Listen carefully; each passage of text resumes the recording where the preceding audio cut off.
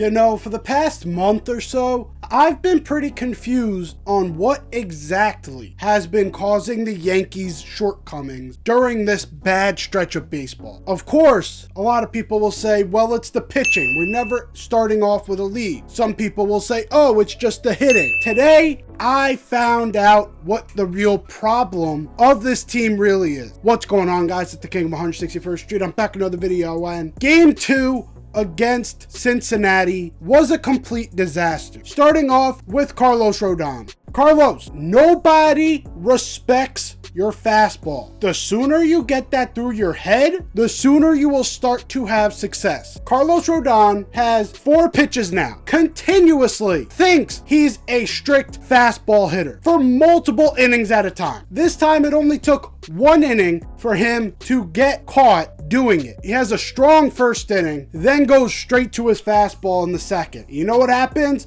Bam! A guy who just got called up last week, Noel V. Marte, a guy who has been struggling since he got up, gets his first career home run because no one respects your fastball. He ends up giving up another home run later on because no one respects your fastball. But this video is not about Carlos Rodon. I just wanted to throw that out there. He is a problem. I'll get to the problem with Carlos Rodon in another video. Let's focus on the here and now. The problem I saw in this game, you had 2 major moments in this game that if you did things a smarter way, we may have won this game. Let's go through it. We go into the Yankees rally. It's the bottom of the 7th, and after an Austin Wells walk and a Jahmai Jones double down the line, we'll get to that also in a second. In comes Anthony Volpe, and Anthony Volpe hits a double that scores 2, making this game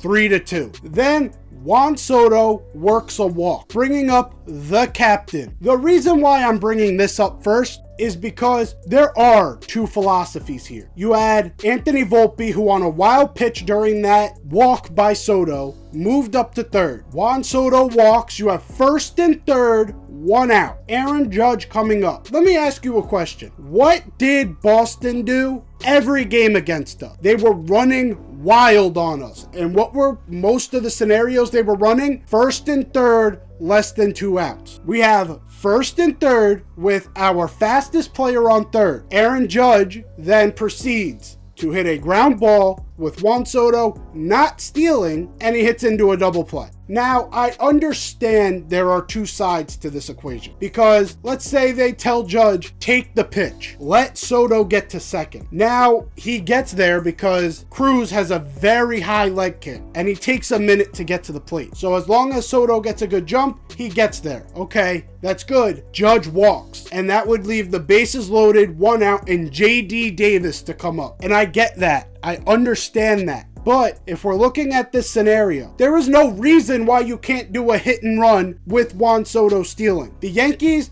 have been struggling to manufacture runs any other way. Why not take a few risks? And I get it, that's risky, which is why I brought it up first, because that's more of a 50-50 type of play. You do have your captain up. You do have the best player in baseball up. Of course, you want to give him an opportunity to do some magic. So I'm not going to fully fault Boone on that one. But there were some things he could have done better there. To me, seemed obvious, but I do understand the downsides to doing it. Anyways, let's go to bottom of the 9th. Yankees still down 3-2. The Yankees in the bottom of the 8th got a couple runners on to make it 9-1-2, meaning Austin Wells comes up. He works a walk after going down 0-2. Great at bat from Austin Wells. He didn't look too comfortable in there, but he also stuck with it, fouled off a few great pitches. Just a great at bat overall. Michael K asks as he's walking to first base, so Paul, do you bunt here? And Paul goes, no. You got 3 of your best hitters coming up. I think, especially with Soto and Judge coming up, I think you give this 3 chances. That's assuming there's only 2 scenarios here. That's assuming there's only Volpe hits or Volpe bunt. He did not take into account option number 3, which was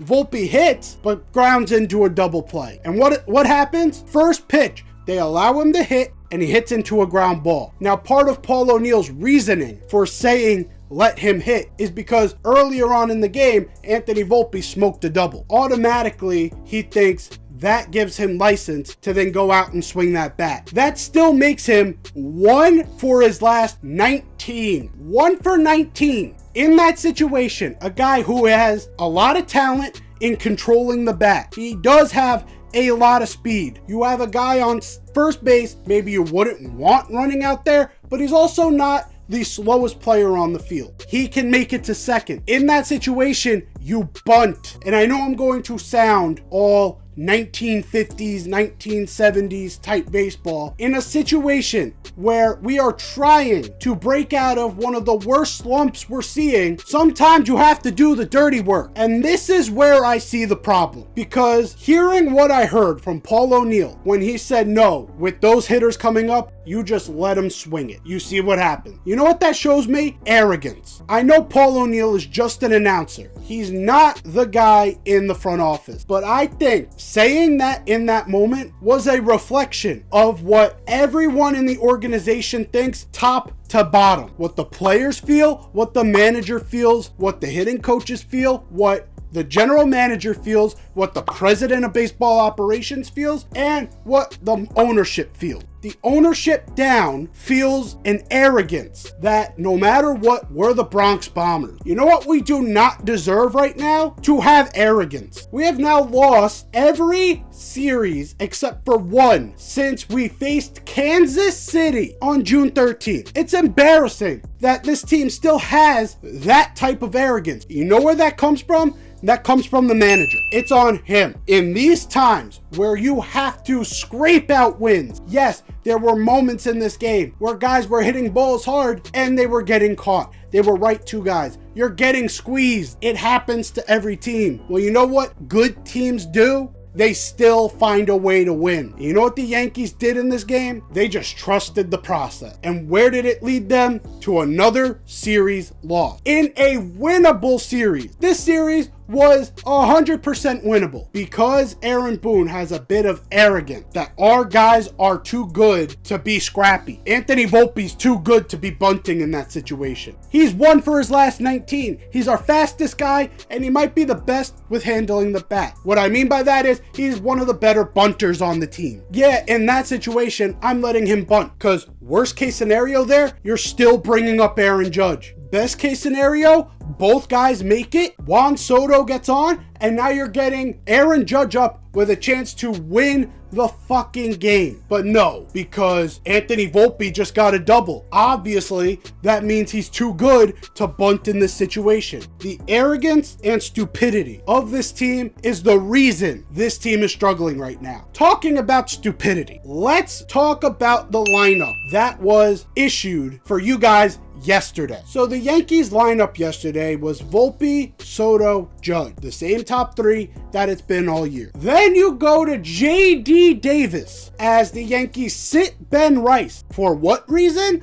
I have no clue. Then from there, you go to Gleyber Torres, Alex Verdugo. Makes sense. Those guys, although struggling, some of the more talented hitters. Then Jahmai Jones and Jose Trevino. I saw a lot of discourse about why was Jose Trevino in this lineup? And for me, I'm looking at you guys and saying, how is that what we're focusing on when we talk about this lineup? To me, the thing that I really have to ask, who does Jahmai Jones have dirt on in this organization? Is it Hal? Is it Brian? Or is it Aaron? Either Aaron, Judge or Boone. Who does he have dirt on? Because there is zero reason why he should be getting the amount of playing time he is, even with the Rizzo and Stanton injury. We have other guys that can take up spots. Oswaldo Cabrera, Trent Grisham can play the outfield instead of having Jahmai Jones play an outfield spot. It's pretty simple. I do not understand why they trust Jahmai Jones being in this lineup, especially with them struggling. I don't know if Aaron Boone is trying to maintain chemistry in the locker room, so he doesn't want Jahmai Jones to be disgruntled because he's not getting playing time, so he just gives him playing time. This is an MLB organization. This is professional baseball. This isn't Little League where everyone has to play. If you don't deserve playing time,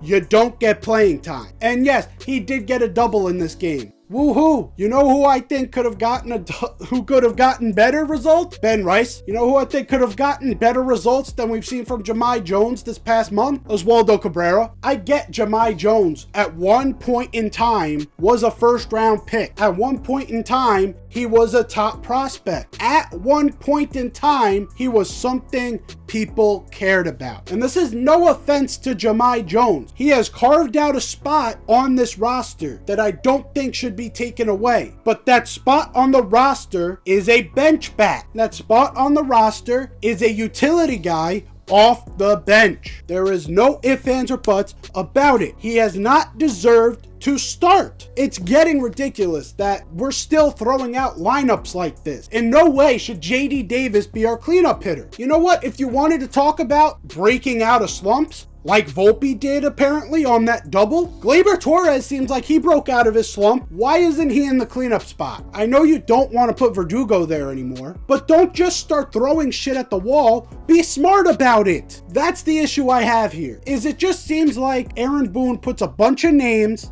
except for the top three, because that's very consistent. Volpe, Soto, Judge. And that's another topic of conversation if Volpe deserves to be that high.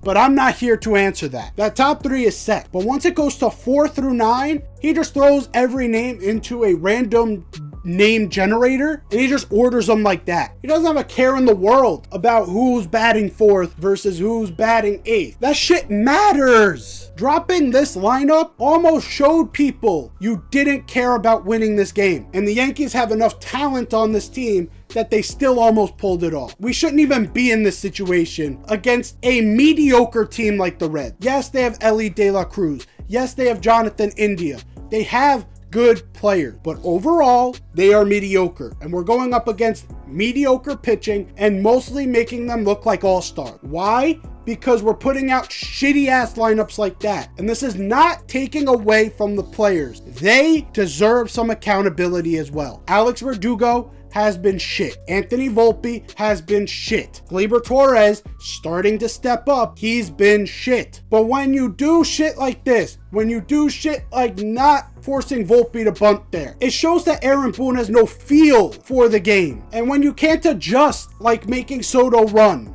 again, not going to harp on that too much. Boone has no feel for the game of baseball. He tries to make everyone happy. That's his job right now. And you know what the Yankees really need? They need a fucking manager. They don't need a play date. They don't need a buddy-buddy system. No, they need a manager that says, if you don't deserve playing time, you're not getting playing time. There's no reason Jahmai Jones should be at the bottom of that lineup, the middle of that lineup, which he has done this year. He has put Jahmai Jones in the 4 hole this year, which is why I'm saying he probably throws these names in a random name generator and just creates the lineup like that. I wouldn't be surprised if we signed back Taylor Trammell and he's now the cleanup hitter. I wouldn't be surprised if we went out. We signed Tim Anderson, all of a sudden, he's our cleanup hitter. But he's a contact hitter. Exactly. That's the shit Aaron Boone's doing this year. If you were wondering, well, pitching hasn't been great. The offense hasn't been great.